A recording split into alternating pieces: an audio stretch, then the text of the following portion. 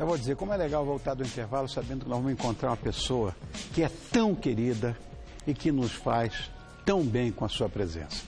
Olha, hoje a gente vai falar sobre fé e sobre temas polêmicos na igreja. E é claro que você é nosso convidado para ouvi-lo de coração aberto. Mas antes de tudo, ele vai cantar. Padre Juarez Castro.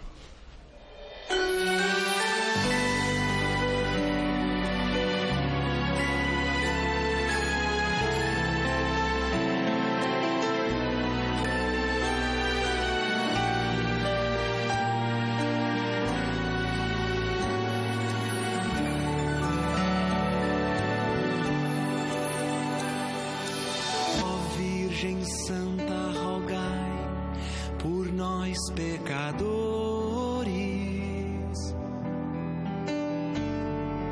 junto a Deus Pai, livrai-nos do mal e das dores, que todo homem caminhe tocado pela fé, crendo na graça divina, esteja como estiver. Abençoai nossas casas, as águas, as matas e o pão nosso, a luz de toda manhã, o amor sobre o ódio. Iluminai a cabeça dos homens, te pedimos agora, e que o bem aconteça, Nossa Senhora. Ó Virgem Santa, rogai por nós, pecadores, junto a Deus Pai, e livrai-nos do mal e das dores,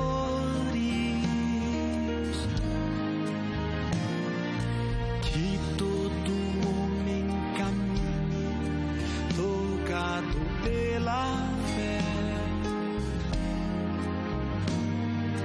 crendo na graça divina, esteja como estiver. Abençoai nossas casas, as águas, as matas e o pão nosso, a luz de toda a manhã, o amor sobre o ódio. Iluminai a cabeça dos homens, te pedimos agora, aconteça, Nossa Senhora. Abençoai nossas casas, as águas, as matas e o pão nosso, a luz de toda a manhã,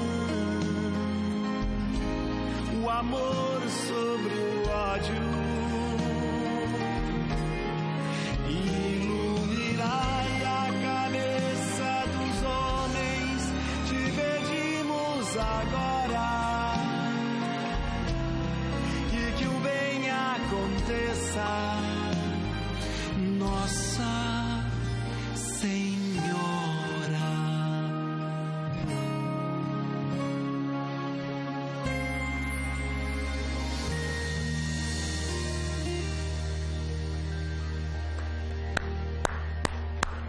Oribom!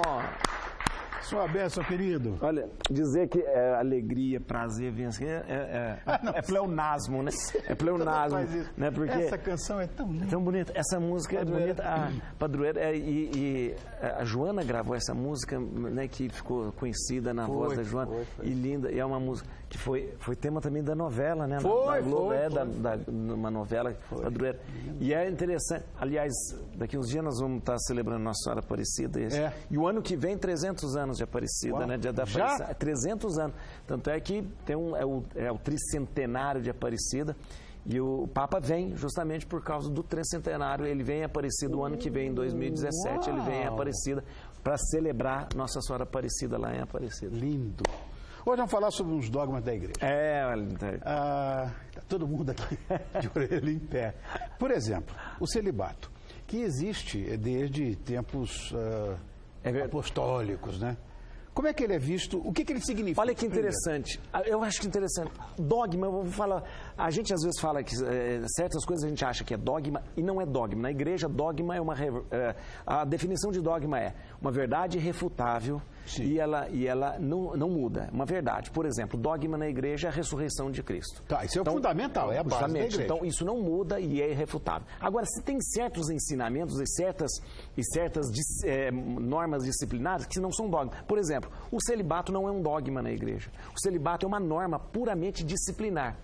E é interessante, o que é uma norma disciplinar? É uma lei que foi introduzida na igreja depois da igreja já ter quase 300 anos, depois de 300, 400 anos, começa-se o costume do celibato na igreja, mas não era um costume desde o início, não era um costume. No início, os apóstolos se casavam, a gente tem notícia... Né? São Pedro a gente sabe, como é que Pedro casou? Porque existe um episódio na Bíblia em que Jesus, ele cura a sogra de Pedro, né? Sogra de Pedro. E por causa disso a gente faz muita piada. A gente fala assim, foi por isso que Pedro negou. Foi por isso que Pedro negou, então, Jesus, porque ele curou a sogra, né? Então, talvez a gente há uma discussão teológica, sabe? Se Pedro ainda estava casado ou ele era viúvo, porque morava com a sogra, não fala da mulher, aquela coisa. Mas ele era casado. A igreja é uma personalidade jurídica e o nosso relacionamento com a igreja não é um relacionamento societário. Nós não somos sócios da igreja. Por exemplo, eu não sou sócio da igreja, por isso o que é da igreja não é meu, não é meu.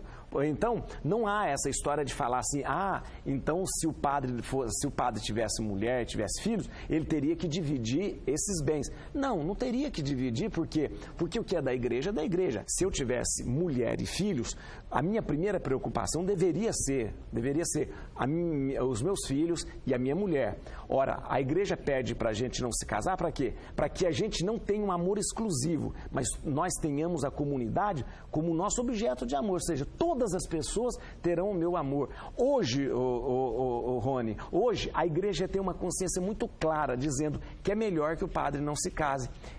E uma coisa interessante é saber que nós padres, quando assumimos o sacerdócio, nós sabemos que não vamos casar. Né? Ninguém não é uma surpresa que a gente tem. Uma escolha sua. É uma escolha, justamente. É escolha, então, é uma escolha que a gente faz sabendo, isso é para isso.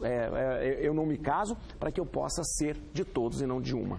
Agora, também tem essa história que muito se fala da virgindade do casamento, né? Quer dizer, a mulher tem que se casar virgem. Virgem, né? Inclusive as autoridades da igreja, na minha visão, deveriam rever isso. Então, século XXI... A igreja mudou a maneira de se relacionar. A igreja não tem mais uma imposição, mas uma proposição. Tá. A igreja propõe que tanto o homem quanto a mulher eles se preparem e se conservem, né, justamente um para o outro. É uma proposta. A gente sabe que é muito difícil nos dias de hoje, a gente sabe que é muito difícil. Nós padres não somos ingênuos de achar que todo mundo vai casar virgem na igreja, né? Nós não somos ingênuos. Mas a igreja continua colocando como proposta, a igreja continua colocando como meta. Há pessoas que assumem isso e falam, olha, para mim é um valor muito grande, ou seja, eu me preservar e me preparar para o meu marido, e o homem também, eu me preservar e me preparar para o meu marido, né? Há pessoas que dizem, para mim é importante, há pessoas, né? Mas a gente sabe que a igreja vai apresentar isso sempre como uma proposta, Não há, por exemplo, não há uma lei dizendo, se você não é virgem, você não vai casar na igreja. Não existe isso. Aliás, nunca existiu lugar. Se você não é virgem, você não pode entrar. Mesmo porque isso da questão da virgindade, tanto para o homem quanto para a mulher, é uma questão de foro íntimo. E há também uma discussão mais filosófica, São Tomás falava sobre isso, sobre a virgindade formal e a virgindade material. O que é mais importante, a virgindade formal ou a virgindade material? Virgindade material é aquela quando você tem um rompimento da membrana que chama ímen, então aquilo você perdeu a sua virgindade material. Mas há uma virgindade formal que pode ser refeita a cada instante, ela pode ser retomada a cada instante. Correto. São Tomás falava sobre essa questão da virgindade formal, que ela é muito mais importante, de repente, da pessoa sentir-se íntegra e para se retomar um relacionamento, para se retomar a vida de casado. Olha, eu queria falar de uma pessoa que é unanimidade hoje no mundo inteiro. Como é o seu caso? Hoje nós estamos fazendo uma reunião de pauta, a gente faz lá no camarim. Quando a gente fala seu nome, todo mundo fica meu Deus, ali, falando sério. Por isso que é bom vir no Rony. Estou falando sério, juro. Todo mundo sabe que nós somos amigos, mas não é por isso, não. É que você é muito, muito querido. Aquela sisudez do padre, aquela coisa meio formal.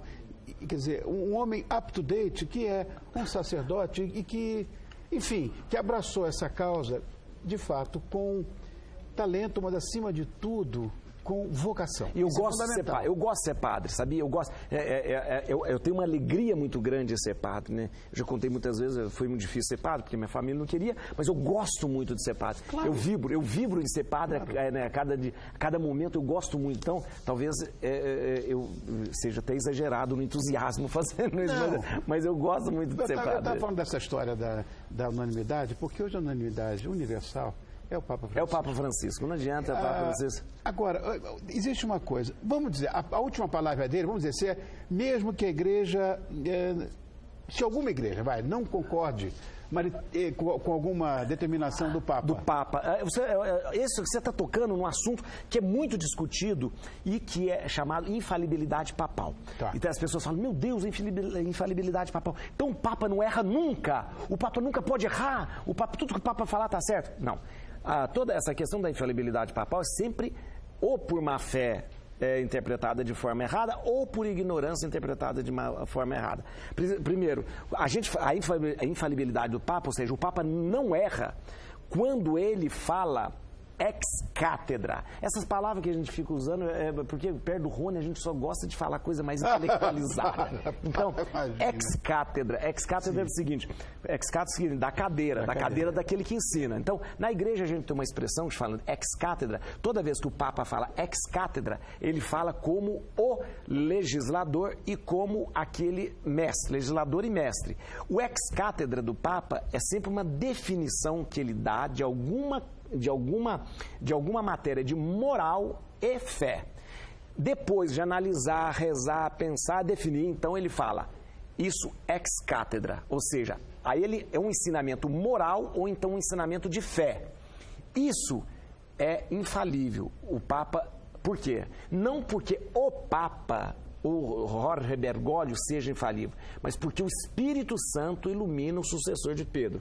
Nós acreditamos que o Espírito Santo, iluminando o sucessor de Pedro, ele vai falar na matéria de moral e de fé aquilo que é certo. Então, isso é infalível. Mas quando ele fala, esse é um pronunciamento ex cátedra, daquele que ensina, daquele que legisla. Então o Papa falou ex cátedra. Agora o Papa está conversando e fala para você assim, porque eu tenho certeza que o São Lourenço vai ganhar, o time dele, vai ganhar.